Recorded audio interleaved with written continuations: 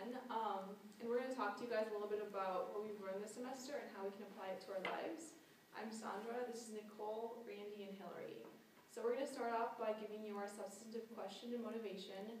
Then we're going to sing you a song, and then we're going to each talk to you about a little bit about our career plans and how we can use what we've learned this semester, and then we'll give you our conclusion.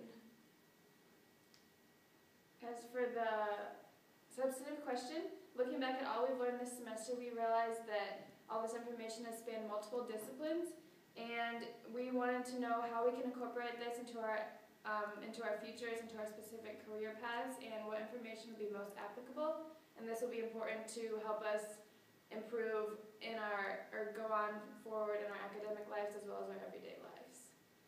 And with that, here's a little song. You better watch out, you better not cry, you better not pout, we're gonna tell you why. Scientific methods are cool. We're making observations, checking them twice. We're gonna find out whose theories are right. Scientific methods are cool. We know that you're not sleeping because you are awake. Get your methods right. It's falsification for goodness sake.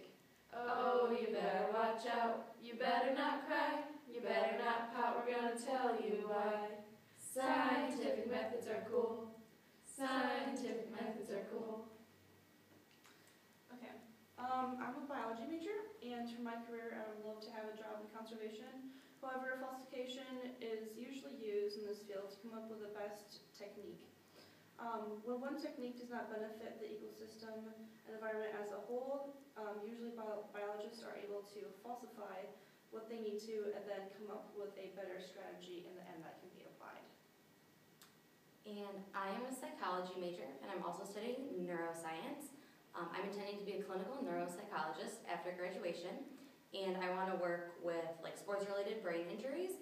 So I will use inductivism in taking small known proportions such as patient history, medical test results, injury and accident reports, as well as brain and cognition functioning assessments to build a bigger, broader picture of the brain injury and the brain damage that occurred.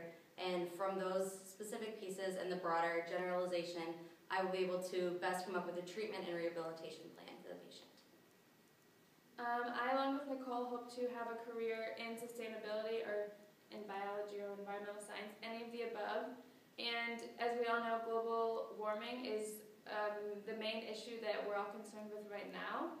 And I see deductivism being involved with that because scientists, some people just accept the theory of global warming as it is, and then they attribute things like human population growth and all these things to the theory as opposed to just making their observations first.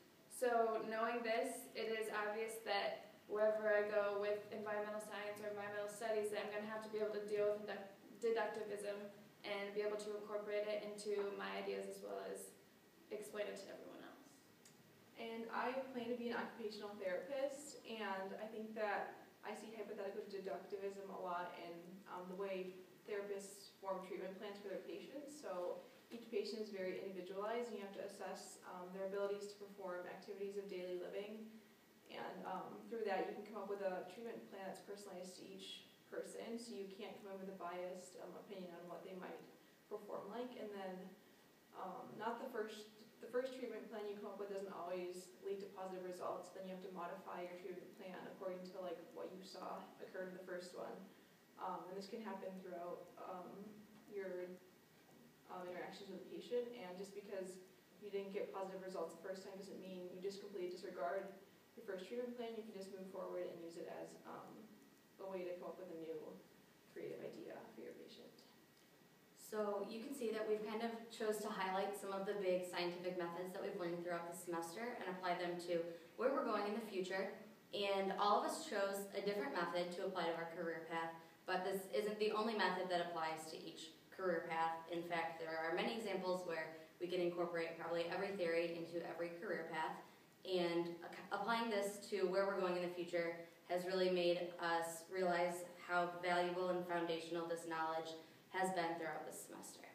And with that, we just wish you all happy holidays.